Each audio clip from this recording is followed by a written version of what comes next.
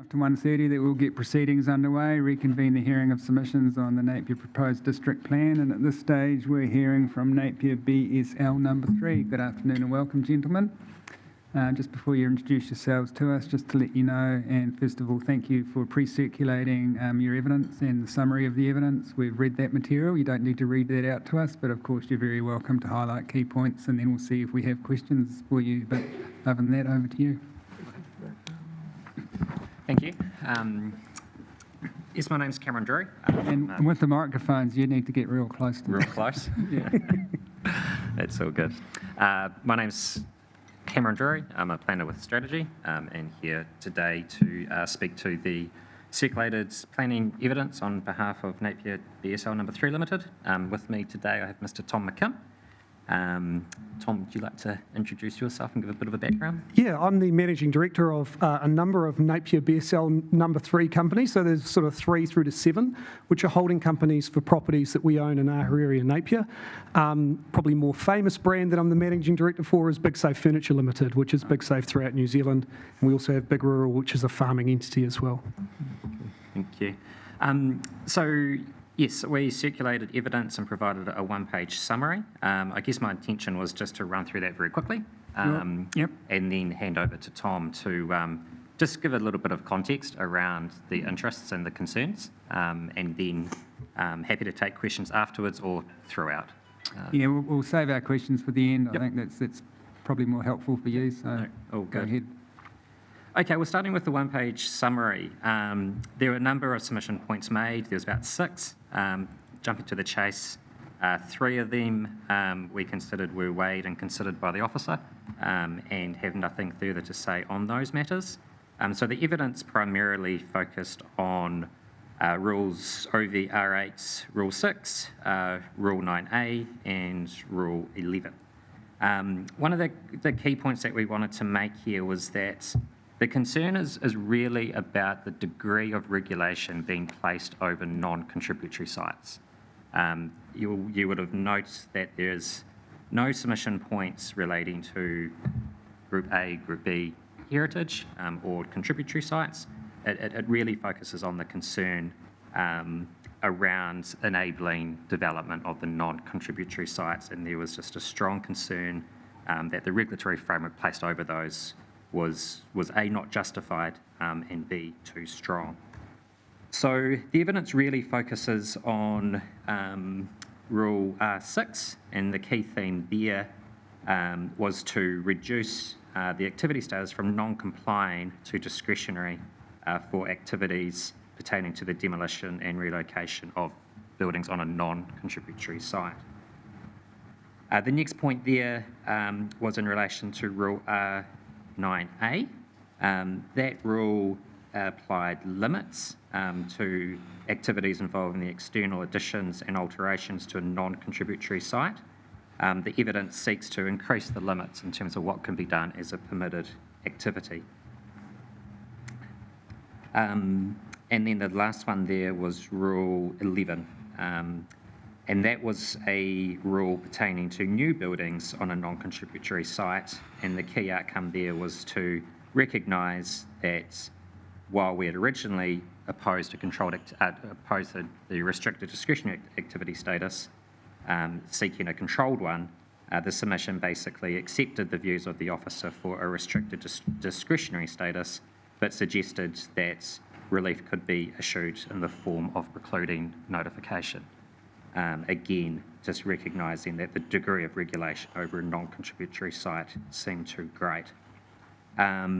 We also made suggestions around how the assessment criteria and matters of discretion pertaining to each rule, I guess for simple words, could be tidied up a little bit to support the relief sought and just thinking around plan implementation. And then the final comment there was that some of the matters that we raised in regard to the iron pot overlay could actually be applied to other overlays involving non-contributory sites as well. So that was the theme. So Tom, I just wonder if you could just give a little bit of context around your interests in that area and how the relief sought would enable you to better develop the buildings. Thank you, Cam. Thank you for allowing this today. I think it's very productive. Look, as a quick overview, we sort of own between 100 and 200 properties around New Zealand, some directly leased by us, some leased to different tenants around the country. A number of them are heritage listed, so probably the most famous one in Napier is the Rothmans Tobacco heritage listed building. We're very passionate about, we love it. And throughout New Zealand, there's a couple of other different ones as well. In relation to the non-contributory sites, this is something we're passionate about around New Zealand. We're very mindful of the commercial environment we're in currently and moving forward with the cost of building and the cost that businesses are facing. With talking with Cam about this, we're proactively always looking at buildings to try and work out what's the right balance between keeping the right nature for the whole environment they're in, whether that be the local area and community, but also commercially, how do you make them viable and cost effective?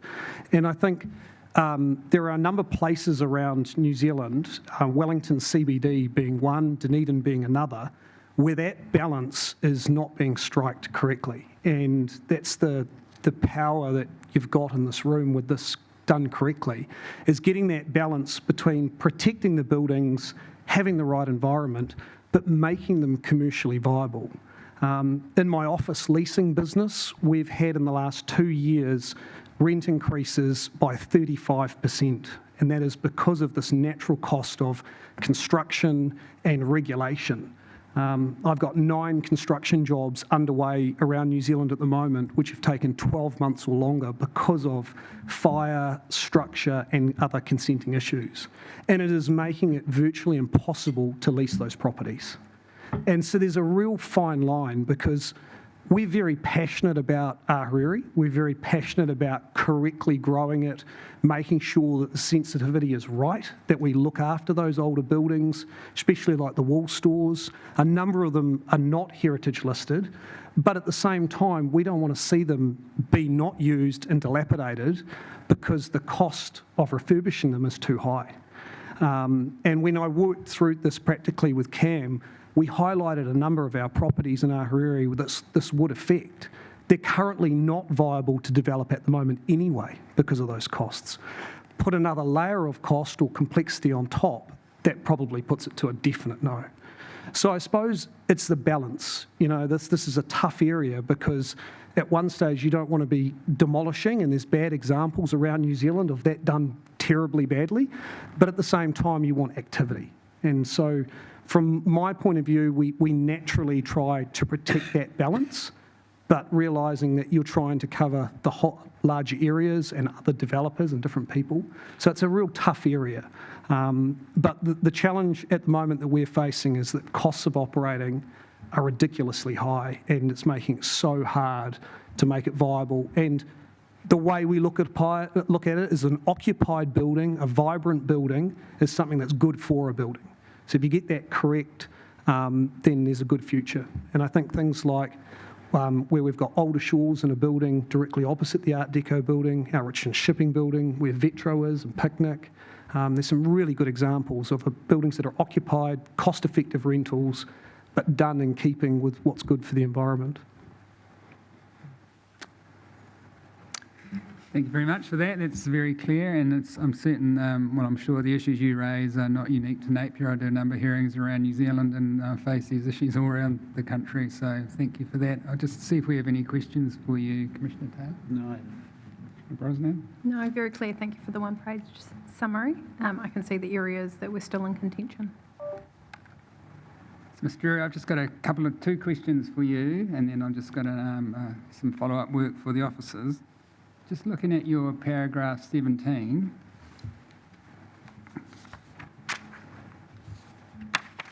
and you noted in your opening that the main focus was on the non-contributory sites. Rule 6 is for a contributory site, and you're asking for it to be discretionary instead of non-complying. There's some case law, it's fairly old case law now, but it says that a non-complying activity applies to an activity that is generally not to be condoned.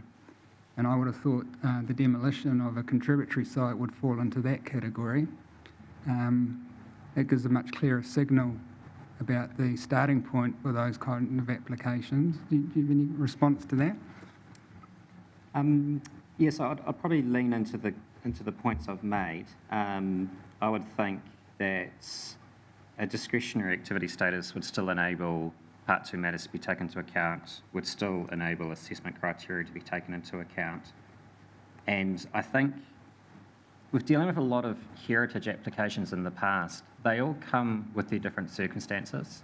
And I think a non-compliant activity status, as you say, does deliver a strong message. But I think that's appropriate for when you can almost put all your activities into one box, whereas heritage activities, there's so many circumstances that I don't think you can.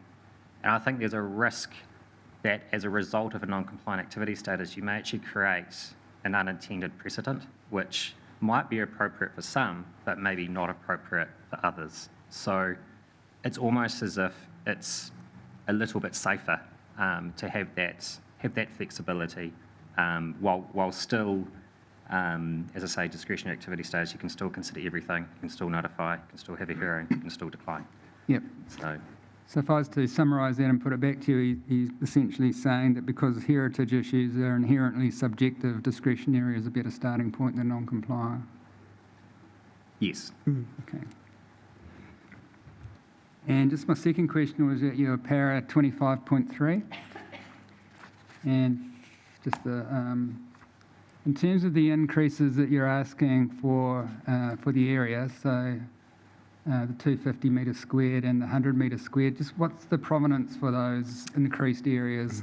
Yeah, that's a very good question.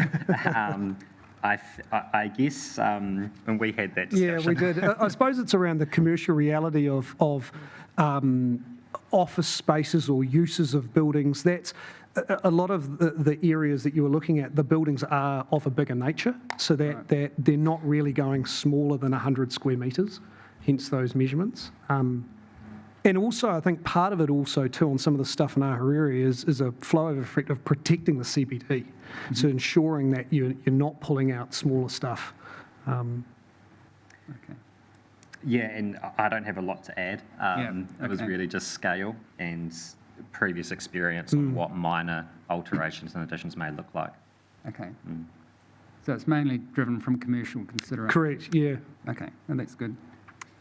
All right, now just for the officers, if we were to be persuaded that the amendments that Mr. Drury has put before us relating to the issues he raises at paragraphs 25, I'm just trying to speak slowly for you, 25.3, you don't just take a note of these, I don't need you to respond now. So 25.3, paragraph 27, paragraph 33, and paragraph 36. Did you get those? Do you want me to repeat those? Got them. 27, 36. Yep, so 25.3, 27, 33, 36. And the question is, if we're persuaded on the merits that those are amendments that we would wish to make, would they then necessarily or desirably be made to other OVR areas? Like, are there any consequential effects? Okay. Would you like me to answer that now? No, don't want you to answer it now. My preference is for all of your answers to be in your end of hearing reply report so we can consider it at our own pace. Thank you. And you've given it proper consideration. All right. Thanks very much, gentlemen. Thank you. Thank you for today. Appreciate it. Excellent. Cool. I'm up next. Oh, keep the seat warm. Yeah. Thanks very much. Right, our next submitter, Emerald Hills Joint Venture Limited.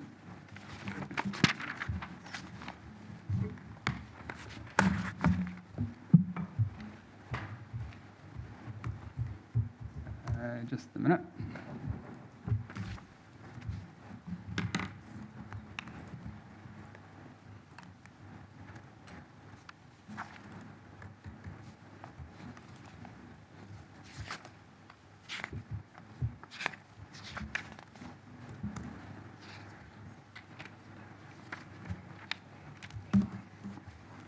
All right, Mr. Jerry, so he's currently in the chair, so we'll just roll with it. Same thing? Yep. Yeah.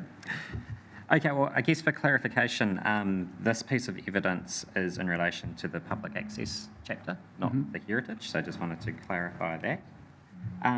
So again, I'll just run through the one-page summary.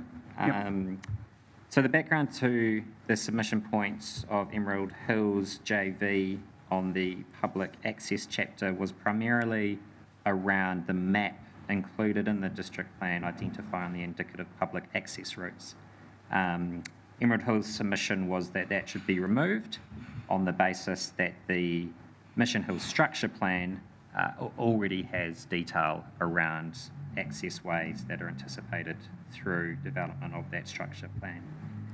And it was noted that the indicative public access routes appear to have some inconsistencies with that anyway.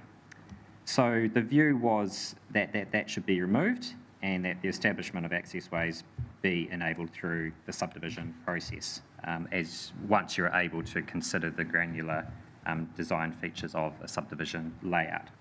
So the idea was that public access would still be provided, but it wouldn't be locked to a specific alignment. Having worked through the officer's recommendation and following the updated plan amendments, I also identified policy PAP2 and rule PAR1, which would need to be amended to give effect to the relief sought. So I had in my evidence, I stepped through those changes and provided reasoning for that. In short, the relief sought is not to avoid the establishment of public access ways or to really change the administration of them, which is set out in the policy framework, but just to remove the specific reference to the ones concerned.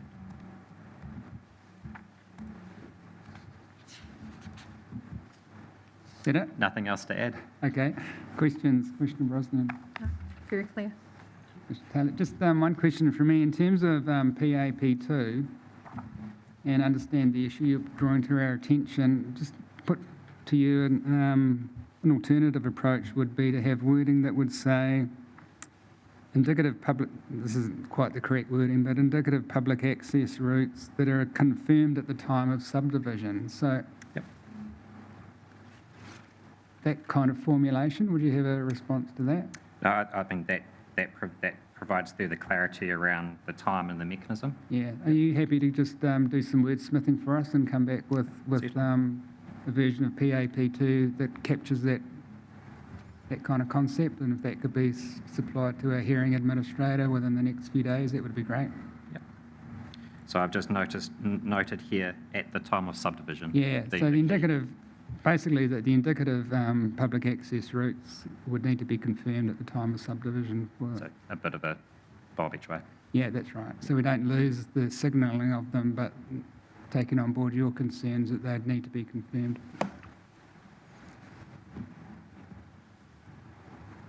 And that was the only issue I wanted to raise with you in terms of the evidence. So, Okay, great. thank you. Thank you. We look forward to your further assistance.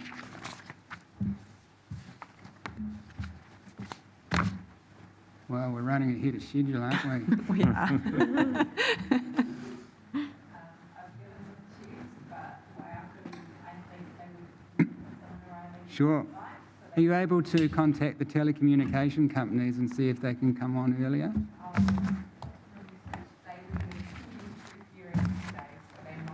Yeah, we'll just give it a try and see where we get to. So other than that, we're adjourned until we have another submitter.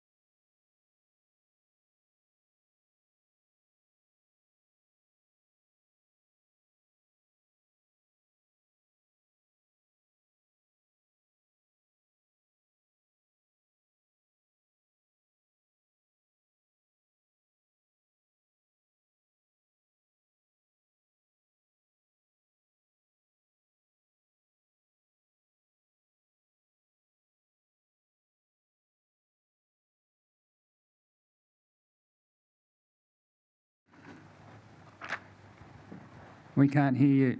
I can't. They're on mute. Yeah, I'm muted now. We're put on mute, and so we had to find the button. But here we are.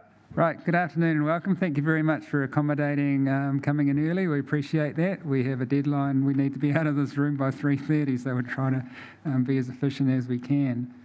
Just before you introduce yourself to us, just to let you know that we've read your pre-circulated material, read the submission that you've lodged, and Mr Anderson, we've read your evidence that you've lodged, and we appreciate that and thank you for it. You don't need to read that out loud to us, but you're very welcome to highlight key points and we'll see if we have questions for you. But other than that, over to you. Okay, thank you, Mr Chair. I'm Tom Anderson. I am a planning consultant to the telecommunication companies. I'm from Insight. On my right, I've got Graham McCarrison from Spark. Good afternoon. And online, we have Andrew Cantor from Chorus. Good afternoon. I'll keep it brief because the points that were raised in my evidence, I think, are quite succinct and relating solely to historic heritage and notable trees. The key with historic heritage was seeking a consistency of provision for network utility or telecommunication customer connections to heritage buildings and items to ensure that they are clearly permitted but are done so in a way that doesn't disturb the heritage value of that item. So providing that balance between modern use of a building and the appreciation as to why it is noted for its heritage values. And from a notable trees perspective, it is looking at ensuring that there's not necessarily a double up between what is in the Network Utilities chapter, which was the 42A officer recommendation, I think, for Tree Rule 5 and provision in Tree Rule 6, so that there's a clear delineation that network utilities and notable trees, and allowing for network utility networks through notable trees, of which there are existing and there could possibly be in the future, are only addressed in one location in the district plan. I've had a look at the recommendations that have been made so far by the 42A officers in response to both heritage and trees, and I'm noting the position that the 42A officers have taken around listening to the evidence presented in front of them. The changes that have been made don't address the recommended relief that I've sought through my evidence. That's the brief summary. So happy to answer any direct questions around my evidence. All right, thank you for that. Just this morning, the reporting officers tabled with us some further recommended amendments from them in terms of the notable tree provisions. Have you been provided with those? Is that the provisions to, I think it's Rule 1A? Rule 1A? No, there's a new tree policy PX, amendments to tree R1A, R2A, a new tree RX rule, a new tree S1 standard. Runs to about 4 pages of recommended amendments. And it was only tabled with us this morning. I'm having a look at them right now. Apologies. I've been travelling this morning, so I haven't Right. been... What I'm going to suggest to you, because it's a bit unfair to get you to respond to those reasonably substantive amendments on the hoof, so what I'd like you to do is look at those over the next day or two and come back to us in writing with any brief responses. I think that's probably fairer to you and more use to us. Absolutely. I appreciate that. Thank you. And so what we might do today is just confine any questions we have to your pre-circulated brief of evidence and, as I said, give you leave to respond to the further tabled recommendations. Sure, no problem. Sound all right? Yes. Do any of your colleagues wish to add anything before we proceed to questions? I think No. both the gentlemen on your left and your right, I've seen them at other hearings around the country. I'm familiar with the issues that they would raise anyway, so nice to see you both again. I'll just see if we have questions for you. Commissioner Brosnan. No, thank you. I think the relief sort is very clear. Commissioner Taylor. No questions. And Mr Anderson, your evidence was very clear. There's nothing I need to clarify with you, so thank you very much for providing that evidence. No problem. Thank And you. we look forward to your further assistance. Would you be able to get back to us within, say, a week? Yeah, that's no problem. Okay. And just provide, doesn't need to be overly formal, doesn't need to be in a memorandum, just a Word document, accompanying email can be sent to our hearing administrator. Sure. Great.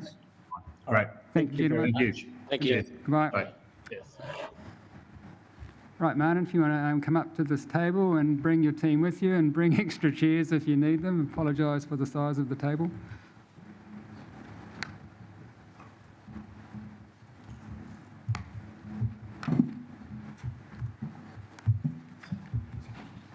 In terms of the presentation.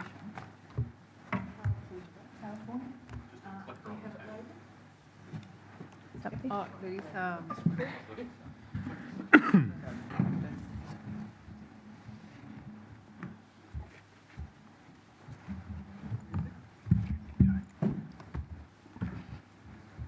So good afternoon and welcome, Mr Williams, to you and your team. Look forward to hearing your presentations to us this afternoon. Just before I do that, just to let you know what we've said to all of the submitters, anything that's pre-circulated we've read, so you don't need to read it out loud to us again, but of course you're very welcome to speak to that, and particularly if you have a PowerPoint presentation, we're happy for you to lead us through that. Can I just confirm with you the documents that we should have in front of us? There's the PowerPoint presentation, there's detailed drafting document, changes to provisions, and then I have 2 suites of evidence. Is there anything else? So 4 documents in total? Good afternoon, Chair, members of the panel. There should be the written legal submissions, the detailed drafting, and the PowerPoint.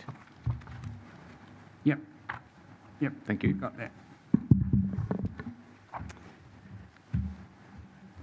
Chair, members of the panel, tēnā koutou, tēnā koutou, tēnā tātou katoa, ko Dai Woods tōku ingoa. I am the Dean of the Cathedral, which is the minister of the church that is based in the Cathedral, and I have a fairly illustrious team to my right to help us present to you what we consider to be a very unique situation within the context not only of Napier, but for us, our entire diocese. And to that end, I hardly need to introduce Martin Williams, who will be known to many of you, but he is a parishioner and is our legal counsel. Our Bishop Andrew Hedge, who is the bishop of our entire diocese, which reaches up to the Bay of Plenty and Poverty Bay, as well as here in Hawke's Bay.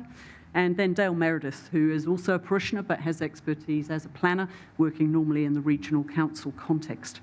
Our cathedral is a cathedral for both tikanga Pākehā and tikanga Māori, and that's a really important relationship for us. And so whilst it might be unusual in this context, it seems fitting for us that we would begin with a short karakia, and to that end I'd like to invite Bishop Andrew to offer that for us, if I may. Good afternoon, members of the panel. Chair, thank you for your time today. Let us pray. Ka inoi tātou, e te atua tō mātou kaianga, ka te aho te maramatanga me te ora, i o kupu kōrero, ka timata o mahi, ka mau te tika me te aroha. Mea tia kia u tono ki a mātou tō aroha i roto i tēnei huihuinga. Whakaki i a mātou whakaro a mātou mahi katoa e tō wairua tapu. God, our Creator, when you speak, there is light and life. When you act, there is justice and love. Grant that your love may be present in our meetings so that what we say and what we do may be filled with your Holy Spirit. Amen.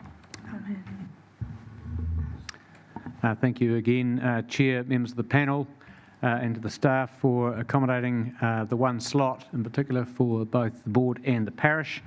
I have, as council, circulated and pre-circulated some written submissions, which I intend to speak to briefly.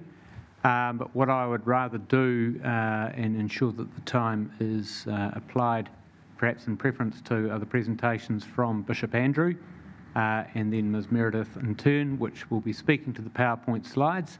I'll try and keep an eye on the time and come in at the end really just to speak to, for say 5 minutes, the key points of the written submission. So with your leave, I'll hand over to Bishop Andrew. Yeah, that's fine. Look, I don't think we're going to run out of time. Our deadline is to be out of the room at 3:30, so Right. I think we'll be okay. You're okay. Thank you, Chair. Have we got that? Yeah. Well, thank you, everybody. We felt it was important to outline a bit of the relevance of the cathedral to us as a part of the diocese and as a part of the history of Te Pīopatanga o Aotearoa.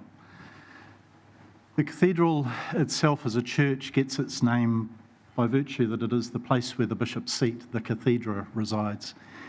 And what's unique about the Waiapu Cathedral, the Cathedral of St John the Evangelist in Napier, is that it holds two cathedra, the seat of the Bishop of Waiapu and the seat of Ātipiopa or Pīopatanga o Aotearoa. So the Māori Bishop of Aotearoa within the Anglican Church. The history of that's significant, dates back to the origins of our life as a diocese in the Waiapu Valley in 1833, formalised in the late 1850s, and then included Napier and districts in the mid-1860s. It's a place of gathering for all of the diocese, as Di's mentioned, from the bottom of Hawke's Bay all the way up to Tauranga and everywhere in between. And it's significant because it's our home as a wider church. It's the place where we come for ordinations, for significant gatherings. It's the cathedral church in which I was consecrated as a bishop 10 years ago. And it holds a lot of significant history for us as a diocese, but we recognise too that there's significance in the history that is held there for the city, for the region, and for our sisters and brothers in Te Pīopatanga o Aotearoa as well, so the Māori part of the Anglican Church. Thanks. Yeah, just wanted to look at this. Over the past 3 or 4 years, we've been working hard on looking at the impact of the detailed seismic assessment on the life of the cathedral. That document tells us that there are significant parts of the cathedral building that are currently rated at 20% of the new building standard, and other parts that are lifted to about 40%. So what that meant for us in considering the reception of that assessment was to think about how we would respond to that. We've had some initial responses from an engineering firm that would help us to understand conceptually what we could do to strengthen the cathedral, and much of that is about jacketing the building to support it internally. The costs of doing that, we think, sit around about the $20 million mark. As a diocese, we know that we don't have $20 million to spend on the remedy to strengthen the cathedral. And that would be a remedy that would not add to the functionality of the cathedral in any way. So that would only strengthen it. It wouldn't add to hospitality space or things like that. So that's a difficult option for us to face into, and we simply cannot afford that. If we look at another option, we consider what would it cost to demolish the building entirely down to grass level, and it's around about $3 million. That's not something we want to do. We don't want to lose the heritage for the diocese or for the city. And so the only viable option for us is repurposing. And so we're looking at a concept, turn on the next page there, the concept of repurposing the cathedral into two parts. The existing chancel, which is where the Aotearoa Chapel is, where the bishop's cathedrals sit and the altar sits, to be a boutique cathedral, and then separate that from the nave and repurpose the nave for 4 floors of commercial, residential opportunities for all sorts of different occupants to be in there, which would make a financial return to the project and make it affordable. That's where I can hand over to you. Bishop? So the heart of our case really is the challenge that we have with the policy around avoiding, which is currently sitting in the district plan as it's proposed.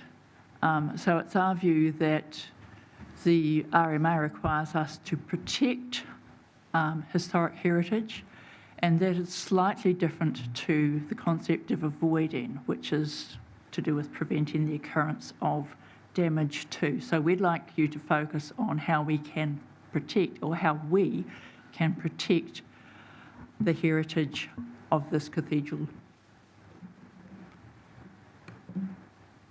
And just to kind of give you some ideas of what that proposal that the Bishop has just addressed is, we would end up with basically two separate buildings. This is a concept, it's from London.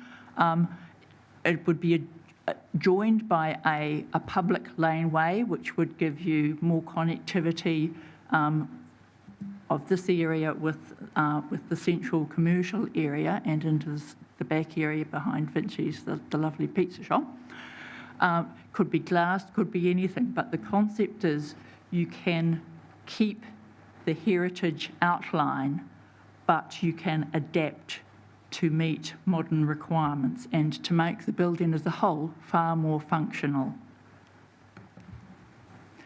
And so another illustration of adaptation comes here with Coventry Cathedral, where they rebuilt from post-World War II bombing with a new cathedral beside the damaged old cathedral. And here you've got the magnificent entrance reflecting the structure, the remaining structure of the old cathedral. So again, what we're trying to do is make sure that the stories of our Christian heritage remain alive into the future. And so the illustrations here, of course, are the fish, and there are many biblical stories relating to fish. And the cathedral in transient light from Nuit Blanche earlier last month. You know, it looked like that for a passing second. Amazing. Not a heritage colour. The main challenge that we have is that if we are not able to adaptively reuse and modify the building, we will need to close, because there is no viable future in its current form without being able to make some changes. That leads to decay, safety issues, and losing absolutely everything, which would be an absolute crime. We don't want to be part of that, and I hope you don't want to be part of it as well.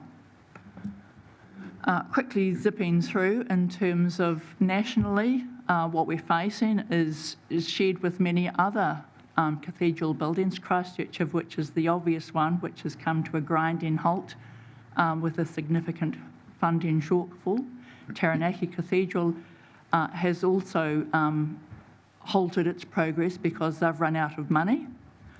Nelson is, like us, facing what to do. Waikato, similar quantities of money, but possibly looking at permanent closure. And so this is quite serious and quite grim.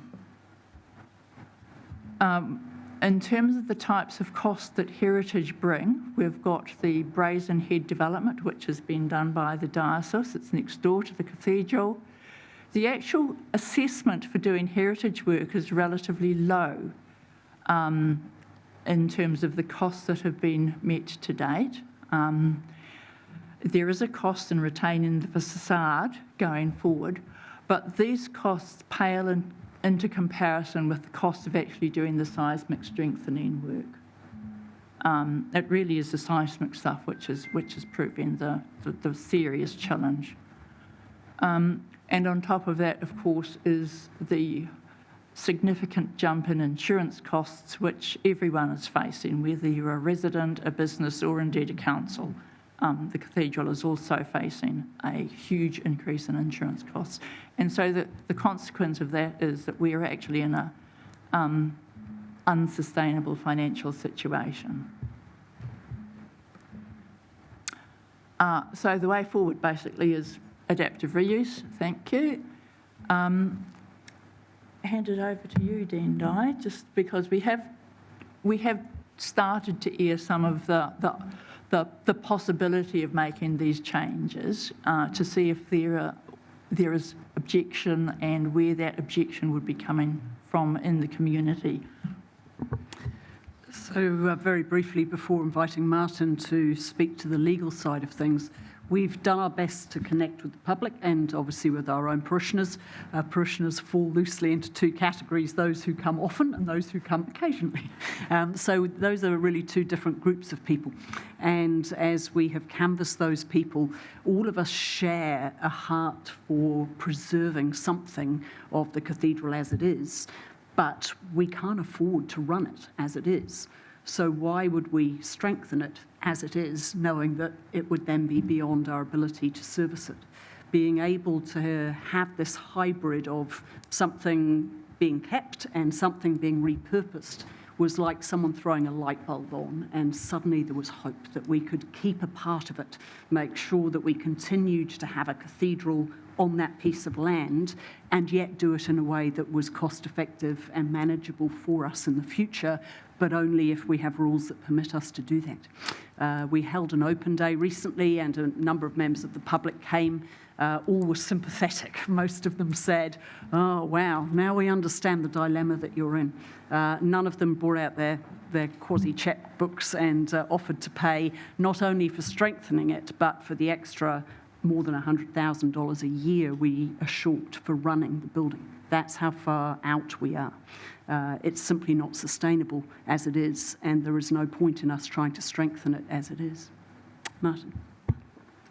Yeah, thank you very much. And with all of that context and colour to the situation we're presented with, if I could just dive into aspects of the written outline of submissions. I won't read them, of course, as directed by the Chair, but it might just help to have them in front of you, and I'll be speaking to various paragraphs.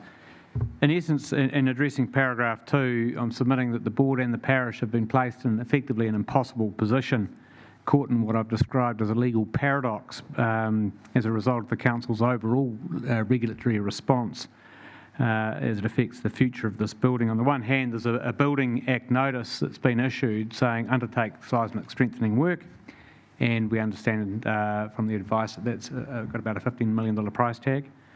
On the other hand, the board's hands are effectively tied with no available consenting pathway for any known or feasible option to undertake the seismic work as a result of the scheduling in the district plan. And that's certainly the case if the particular policy that drives this, HHP 7, I think it is amended in the manner proposed in the Section 42A report. So in a nutshell, as I address later in the submissions, even partial demolition, which is the way the plan describes the adaptive reuse, the repurposing that Bishop Andrew and Dale and Dean Dye have described, must be avoided. And as Dale mentioned, avoid means prevent the occurrence of per king salmon, with limited exceptions. So if you're looking at a non-complying activity consent as the status is under Rule HHP 10, I think it is, HHR 10, you've really got neither consenting gateway under Section 104D of the Act available to you. On the one hand, it would be hard to argue, or it'd be quite readily a conclusion reached by a hearings panel in a consenting context that you'd have more than minor effects if you were to undertake a partial demolition, even through adaptive reuse and repurposing. So that gateway is closed. The other gateway is closed because you'd be contrary to the avoid policy. So that's the legal paradox, which, as I say, in essence, at paragraph 13, what the board legally has to do under the Building Act, it cannot do under the RMA. That's certainly unless until the city were to stand behind the scheduling and cough up effectively $15 million, but to what purpose, as Dean Dye just shared. So this isn't put out as a threat, it's the simple reality, it's the reality being faced. This is an issue that's being addressed nationwide. There are exemplars that Dale referred to as to how this conundrum is being navigated in other contexts, and the changes we're proposing to the plan are in that spirit. Just to touch on a couple of points also raised. We don't really want to go there. I guess the board and the parish would if they had to, but the scheduling with respect is wobbly. It's open to a serious question. As I note, with reference to the original background report, which I appended to the submissions, The scheduling relies on a range of aspects which I've set out at paragraphs 26 of aesthetic, social, spiritual importance to the community, rarity, representative and integrity. It's all fine, no one denies them, but they don't fit within the definition of historic heritage under the RMA that has to be protected. So it's going well off-piste to schedule this item as category A with reference to those factors. And the point made in the submission, the heritage significance is as much about the site as it is the building. You know, Mai Te Puna were the first, third and fifth bishops of that building. It's enormously significant to me personally for that heritage value, but they never entered the building as it now stands. So there's a lot of heritage surrounding the site, as is important to members of the community and the city. That isn't represented or retained within the overtly modernist architectural style of the building itself. The next point I'm making, which is more substantive, is that there isn't anything in the RMA that actually ties the panel's hands to require such a draconian, absolute prohibitionist or protectionist approach. And certainly when you think about the backstop of that, the basis of that scheduling being questionable, as I've submitted. What the RMA requires as a matter of national importance is that it be protected, as Dale has shared, from inappropriate development, not any development whatsoever. The RMA for some decades made it clear that Section 6 matters are a means to the sustainable management purpose rather than ends in themselves. I'm submitting there's an exception where there is a higher order instrument of the likes addressed in King Salmon and the coastal environment that do require an avoidance approach. There's no national or regional direction that bites in that way here and in this urban setting. So I'm submitting that there is both legal scope, this panel has scope and discretion to adopt, if it's minded to, the pathways we're proposing using the precedents in other districts to arrive at a place that respects the heritage fabric overall, but ensures that the cathedral has both a safe and a sustainable future. And so rather than just focusing on, so that was really getting me up to paragraph 43, rather than just focusing on the issue of heritage, I'm encouraging the panel to consider, as it would be aware it needs to, this issue in the context of Section 32 of the RMA, the objectives and policies of the plan as a whole. And I've set out some of the strategic objectives of the plan, including as to compact urban form, housing supply and choice, and a vibrant and sustainable Napier CBD. And in essence, the beauty or even elegance of the solution and the only known solution available to resolve this legal paradox would not only substantially retain and protect the heritage fabric of the building itself externally, but serve to promote a compact urban form, provide housing supply and choice, and add vibrancy to the CBD through a mix of complementary activities. So it's a win-win-win-win-win. And if the amendments sought by the board and parish are made, that opportunity is there. If it's not, it's just going to become derelict. Where are you going to get $3 million to even demolish it? It's just going to sit there as a tragic eyesore and blot in a landscape that is right at the heart of Napier's Art Deco offering. So we've sought specific changes really to provide a pathway through the Section 104D gateway. I just take issue with a statement in the officer's report at paragraph 62 where it says, heritage is a matter of national importance and its loss must be avoided. As I've submitted, that's not the case. Heritage must be protected from inappropriate development. We're submitting there's a pathway here that would be appropriate to reconcile the competing imperatives of seismic strengthening and appropriate heritage protection. But it wasn't, as the Section 42A report simply represented the submission saying, oh, we can't afford it. It's not like a building owner in Wellington who doesn't want to do up their apartments. We've got a Building Act notice here that, as I said before, compels the board and parish to do something which they simply cannot and never will be able to do. There is a way through that, and so the request is simply one of responding to the council's overall regulatory responsibilities in a coherent way to ensure a beneficial outcome for both cathedral and city that is feasible and viable. And we've tabled through the proposed drafting some amendments and to explain whether track change, they vary from the amended drafting in the Section 42A report. So we've proposed and suggested discourage rather than avoid at the beginning of policy HHP7, reinstating the significant public benefit test, because we do believe there is a significant benefit that could be achieved through this repurposing. That's clause 1 that the Section 42A report suggested or recommended be deleted. We're submitting that should be reinstated.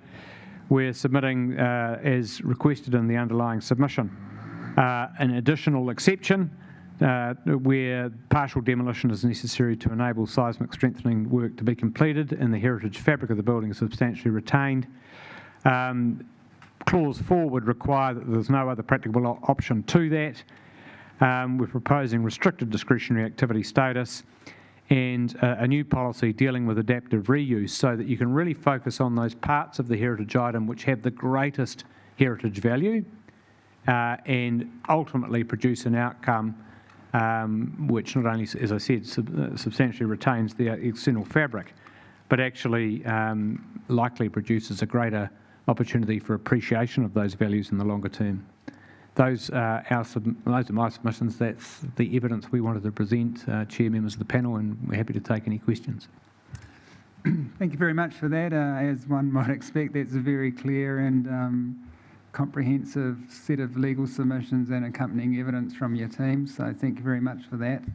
I'll just see if we have questions. Commissioner Brosnan. Thank you, Mr. Chair. Yeah, I'm just trying to get my head around, Mr. Williams, the type of protection that would be provided if the committee could be persuaded, the panel could be persuaded towards the remedies you're proposing. Just looking through the officer's recommendation, it says by removing it from the schedule, in particular, it would provide no heritage protection. However, I think in your summary, you're suggesting otherwise. I just wonder if you would have an opportunity to run me through that. Yes, well, look, I think I'm saying that the scheduling's wobbly, as I've put it colloquially, but we'd prefer acknowledging the significance of this building to parish, diocese and city, not to go there and work with a solution. So let's assume the scheduling remains in place is effectively what the bulk of my submissions in our presentation is addressing in the alternative, if you like. So if you were to, for consideration purposes, effectively bank that scheduling, what we're saying is that you need a pathway through the policy and rule framework. I should have mentioned that we have tabled some off-the-shelf drafting options. There are exemplars in other district plans. We invite and offer conferencing between Dale as an experienced planner and the council planning staff, if that's of assistance to the panel, to look at some of those other exemplars and come up with something that might be better than that or more sophisticated than that, perhaps. But that's an offer, and we're certainly available for that process, and no doubt you would want to consult with the heritage advisors to the council as to whether that would respond to the values inherent to the building. I'm not sure if I've answered your question, Commissioner Brosnan, but that's to say we're kind of assuming the scheduling would stay and trying to find a pathway through it rather than knocking it out altogether, unless we have to. Thank you. And that would be specifically, I suppose, in regards to, through you, Mr. Chair, the repurposing and adaptive use around the partial demolition. Yes. Of course. Yeah, thank you. And that's the point, because even though you'd have that laneway in between the two parts, it's substantially retaining the external fabric. And so far as the Chancellor's concerned, the internal fabric and all the really significant heritage items within the building. But that corridor would be comprise of partial demolition in planning terms, because the words partial demolition are also proposed to be amended. There was some percentage, I think, of demolition that was previously excluded. It's now effectively any demolition. Yeah, thank you. And through you, Mr. Chair, I guess I'm conscious of trying to find a policy framework that addresses an individual issue, such as the particular building, considerations you're making around the laneway, etc. So I'm interested to add to our staff's list if there was something that could be found in this space, so what the other sort of considerations are for the application of the rule in different circumstances as well. So I think that's something we need to be conscious of. Commissioner Brosnan, if I could also just explain, the exemption we're seeking would be relative to direction from a Building Act notice, where you've been put into the position of having this conversation because of that, rather than just because it's a cathedral. But the circumstances of the cathedral would then be able to be channeled through an available consenting pathway and be explored in that context. We're not saying just because we're a cathedral we need to have our own policy. It's the Building Act, the combination of the Building Act notice and the realities of the cost of seismic strengthening. So there may be other situations that this would assist with as well. Thank you. And through you, Mr. Chair, primarily because you've added cost prohibitive, I guess, to your argument in terms of going down a different pathway in regards to earthquake strengthening, I think it would be helpful for us to hear around the financials of the church so that I understand. Obviously, when you look at the financials of, say, your overarching bodies, there is a lot there, but it is a decentralised model, I understand, so I think that might be helpful for the context as well. Well, we'd be willing to provide that information, such as is generally publicly available. It has certainly been presented to the parish community recently by Dean Dye. She mentioned that there's a $100,000 effectively shortfall, largely driven by insurance, which again results from the Building Act notice. But I can't speak and give you detail off the top of my head from the building owner perspective, and we could provide that further information if that would assist. Is that what you were after? Or? I think what I'm looking for, and perhaps I should put it more plainly, is it correct that the local aspect of the church does not have access for capital improvements to a wider pool of funding at, say, a Catholic church level? I'll let Bishop Andrew speak to that, and Dean Dye. Sure. Thank you, and very good question. The short answer is no.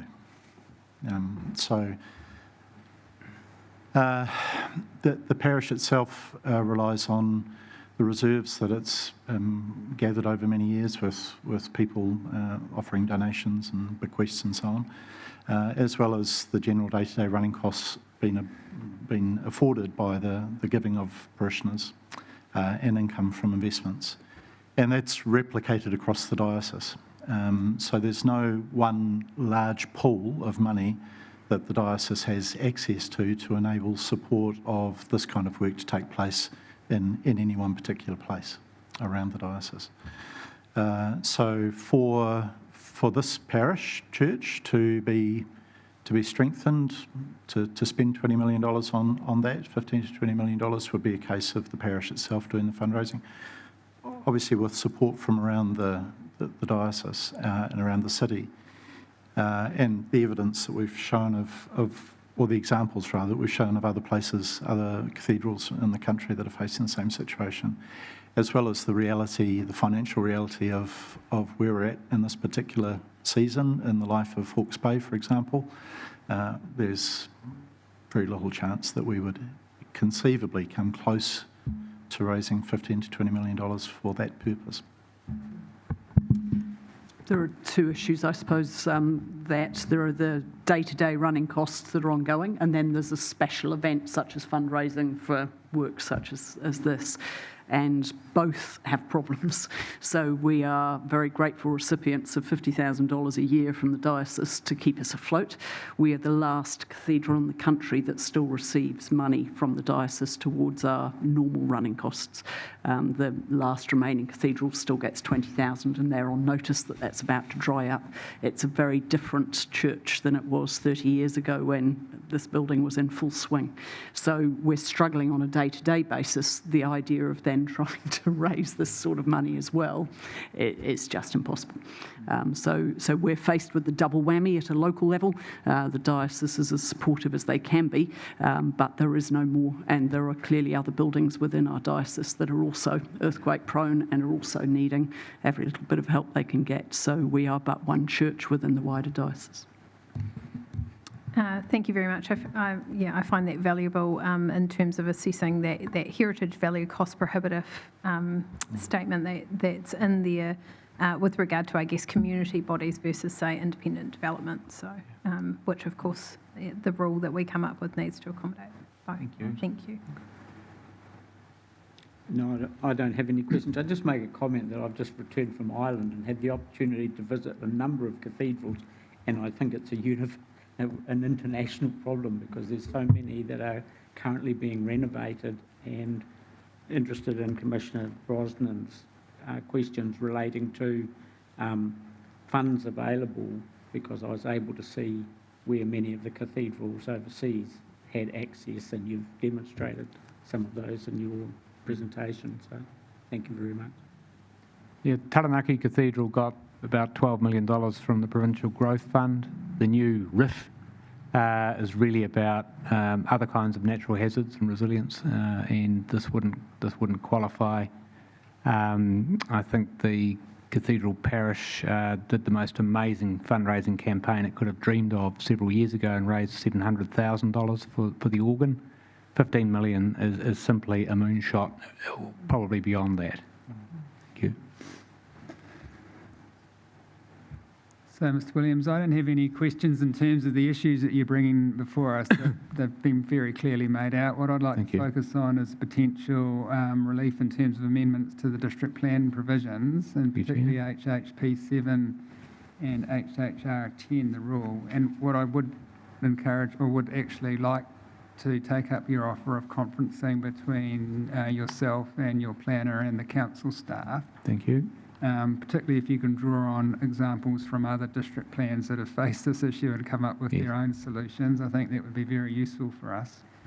Just some concerns I'll put on the table with what you've presented in terms of the amended provisions today. Have you got that there in front of you? Yes. Yeah. So with HHP 7 and Clause 1, if I was a decision maker trying to exercise my mind to that policy, my immediate question would be, what does significant public benefit mean, and how would that be quantified? Mm-hmm. And even if I managed to do that, how would I then quantify that against the loss of the historic heritage item, and how would I undertake that balancing exercise? So that leads me to think that rather than looking to reinstate that Clause 1, it might be better to focus on Clause 4, where you've got the reasonable crossed out and the other practicable inserted, and to maybe try and come up with some wordsmithing that puts into that clause the concept of financial feasibility, rather than reintroduce the subjective terms that in Clause 1 would cause me a bit of a headache if I was a consent decision maker. And there may be other alternative options as well. And then in terms of HHR10, making it restricted discretionary, of course, then we'd need matters of discretion defined and possibly assessment criteria. So obviously a bit of more work to do there. Sure. Don't have any comments on this stage at HHPX. Just on its face, it looks reasonable, but of course there might be some other options and other district plans that you could look at. So in terms of conferencing, Fleur, what's your availability? Would you be the person? Yeah, what's your availability over the next week or so? I'm available. Just we can work out a time and day. So, Mr. Williams, if we're looking at a sort of a 1 to 2 week time frame, we're not going to be making decisions or final decisions in the middle of next year, but in my experience, it's best to strike these issues while they're fresh in everyone's mind. Yes. So, sort of conferencing within the next week and a half, would that be possible? We'll coordinate through the hearings facilitator and see if we can set that up. Yeah, and then whatever you come up with, some amended provisions, would be really useful to indicate areas of agreement and disagreement between yourself and the staff. Thank you. And if there's words that you prefer to have them clearly stated, if there's words the council prefers clearly stated in a different colour or something. And if you've referred to other district plans, just to outline the provenance of those, to say, look, we've looked at district plans X, Y, and Z, and we think provisions A, B, and C are good, and we've cobbled them together in what we put in front of you, just so we can be aware of where it's come from. Thank you very much indeed. Yeah, and that can be, in terms of the results of that, that can just come in under just a very brief memorandum under your hand and provided to our hearing administrator. Thank you. And then what we'll do is we'll then reserve the right, once we receive that, if there's anything further we want to ask you about, we might get you to come back to another hearing later in the process so we can ask you questions if that suits.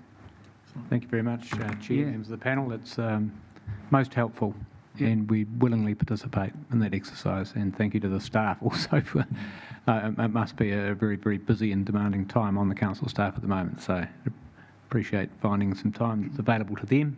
Please do let us know. We'll talk to the facilitator and proceed from there. Great, thank you very much, and appreciate you coming in and outlining your issues to us. We do understand them, and we look forward to what the further assistance you're going to provide. Thank you, Chair. Thank Members you. of the panel. Thank you very much. Thank you. Thank you. So now we're adjourned until tomorrow morning when we reconvene to consider the fascinating issues of hazardous substance, public access and activities on the surface of water. Thank you very much, everyone. Enjoy the rest of your day.